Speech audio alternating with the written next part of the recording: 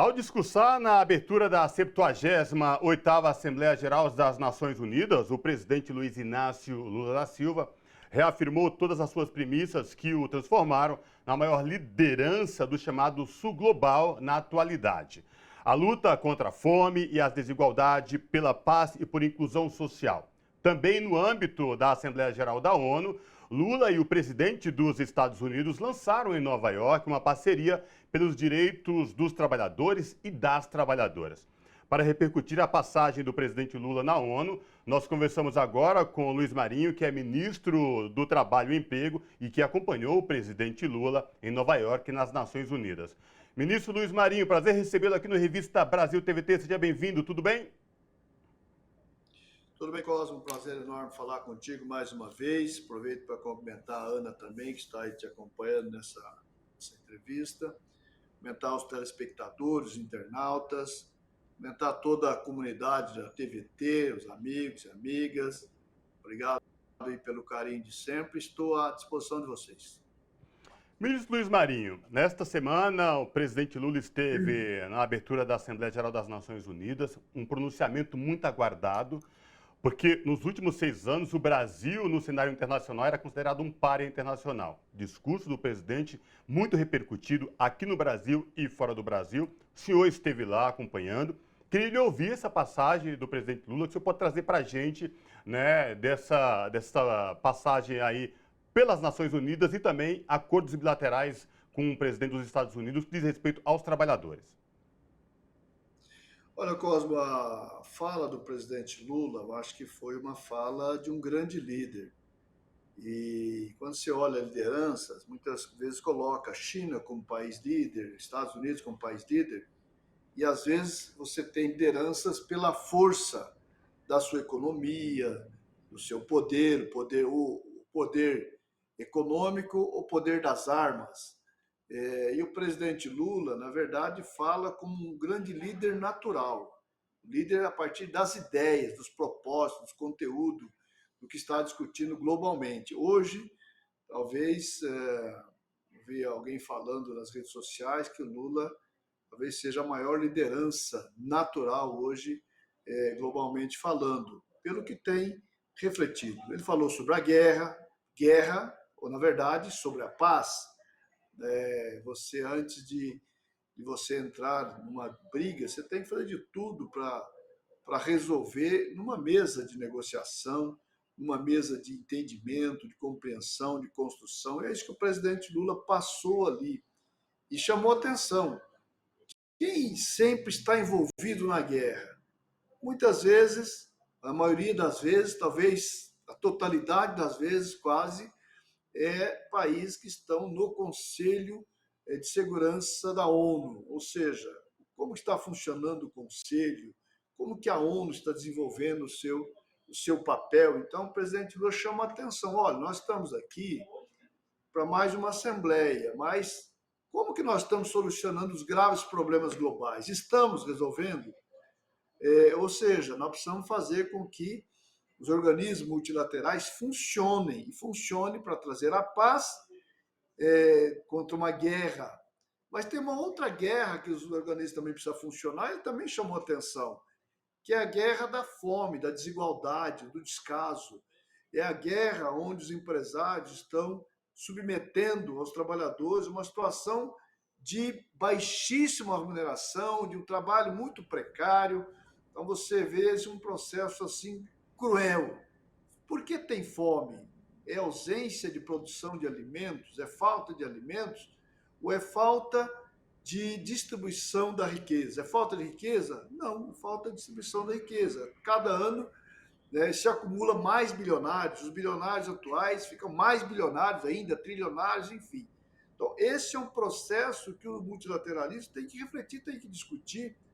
Quando a gente olha o mercado de trabalho brasileiro, olha para a concentração de renda brutal, e cada vez mais algum brasileiro se torna bilionário, ou seja, 1% do mundo que detém grande riqueza global, e se reflete isso aqui também no Brasil. Então, essa é uma mensagem muito poderosa que representa os países em desenvolvimento, o povo pobre, apresenta esperança. Isso é uma fala de esperança. Escuta, vamos resolver isso ou não?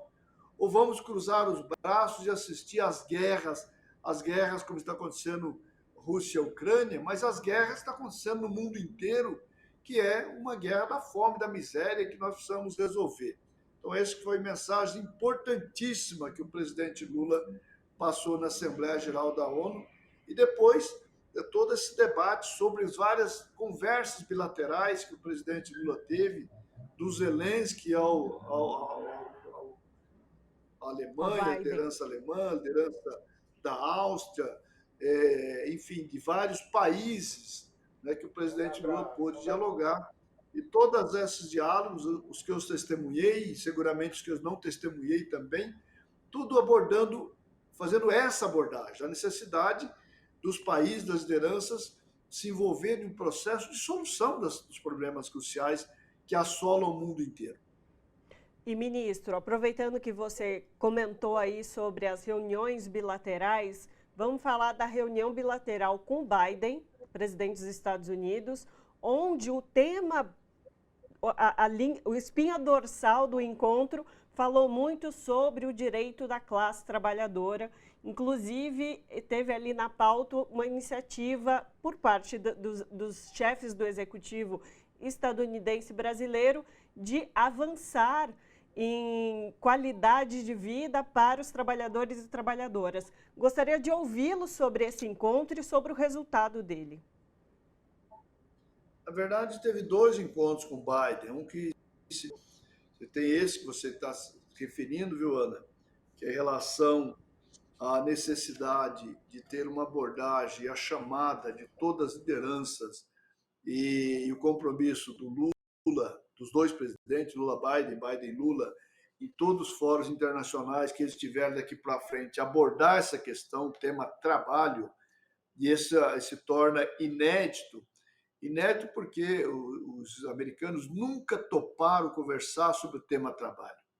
É a primeira vez que tomam, é a primeira vez que eles têm na Casa Branca uma assessoria relacionada ao mundo do trabalho, e eles estão trabalhando isso durante o ano. Enfim, nós estivemos falando sobre isso no encontro em Genebra, encontro da OIT.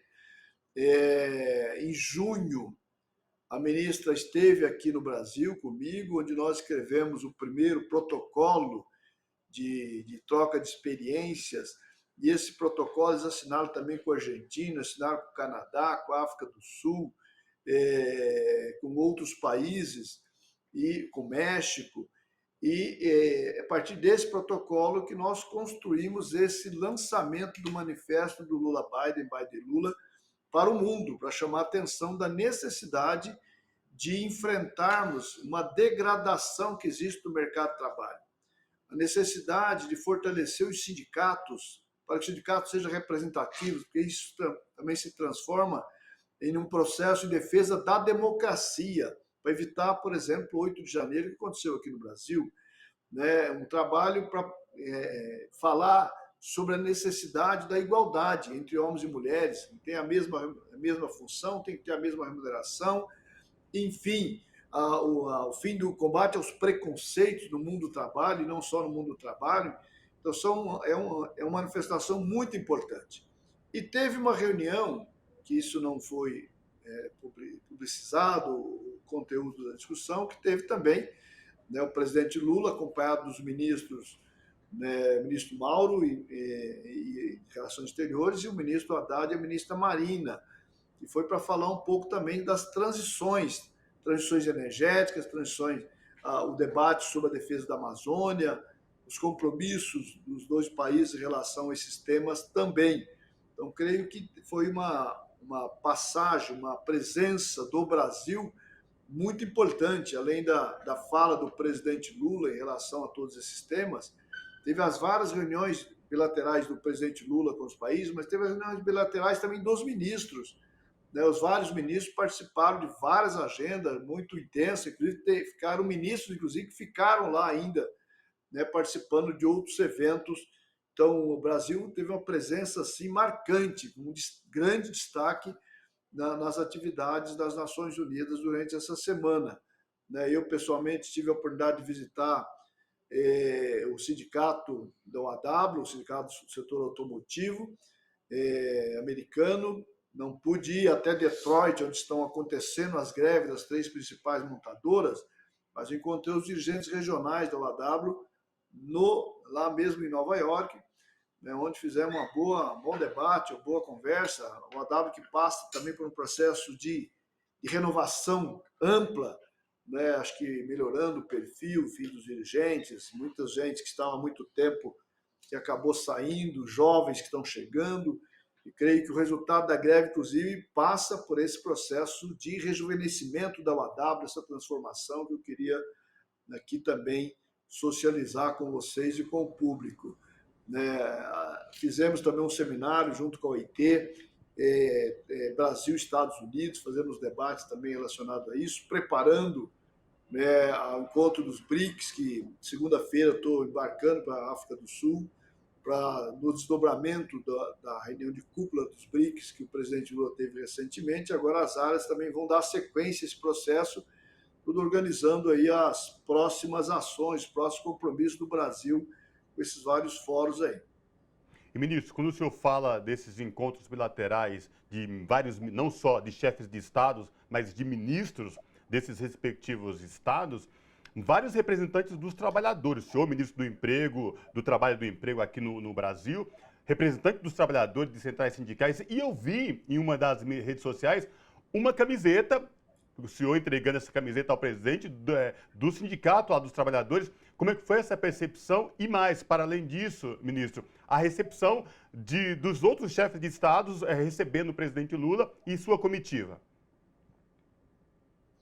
Essa camiseta foi a referência que eu fiz da visita ao AW no escritório regional, na sede regional deles, onde eles pediram para que entregasse ao presidente Lula uma camiseta da OAW. Não sei se você sabe, Cosmo, mas os metalúrgicos do ABC e a Central Única dos Trabalhadores têm uma relação muito antiga de solidariedade com a OAW, nós com eles conosco. Eu me lembro que nas greves em 80, na década de 80, eles vieram visitar o Brasil, trazer solidariedade e acompanhar um pouco o que estava acontecendo no Brasil com as greves do metalúrgico, a partir dos metalúrgicos do ABC, mas não somente os metalúrgicos do ABC. Mas nós tivemos um momento que, durante o governo Lula, Dilma, a nossa economia cresceu e toda a liderança do presidente Lula provocando as empresas nacionais para investir, para sair para fora, para se tornar transnacionais. Teve algumas empresas que se transformaram em transnacionais, e eu me lembro que uma siderúrgica brasileira adquiriu muitas siderurgias americanas, e o processo de restauração que houve, os trabalhadores americanos pediram solidariedade aos brasileiros para dialogar com a direção brasileira que estava atuando nos Estados Unidos. Isso foi feito. Teve um momento que lideranças brasileiras foi para os Estados Unidos, o estado de Mississippi, porque, não sei se você sabe, fazendo um parênteses, a legislação americana em relação à organização dos sindicatos ou os trabalhadores estão liberados naquela planta para se associar ou estão impedidos de associar ao sindicato. Então, isso é feito, muitas vezes, numa assembleia manipulada pelo capital, pela empresa. Tem estados que, às vezes, oferecem, como aqui vocês assistem muitas vezes, a guerra fiscal, lá também tem essa guerra, de alguma forma, entre os estados federados. Então, às vezes, tem um estado que oferece, olha, venha para cá, que aqui não tem sindicato na empresa. Então, o sindicato lá é por empresa, que é aí que se coliga no sindicato geral. Então, a Mississippi, naquele momento, os trabalhadores não era proibido de sindicalizar, e muitos dirigentes brasileiros foram para lá, junto com o pessoal, com a AW, para visitar, conversar com os trabalhadores, ir na casa das pessoas, dos bairros, um pouco para convencer da necessidade dos trabalhadores derrotar essa visão arcaica, atrasada, retrógrada, conservadora, ditatorial por parte do capital americano. Então, isso tem muita gratidão deles para com essa ação do movimento sindical brasileiro, e não só a CUT, mas o conjunto das centrais sindicais participaram desse processo. Então, tem uma relação muito forte de solidariedade entre os sindicatos brasileiros com os sindicatos americanos. Então, Essa é a expressão.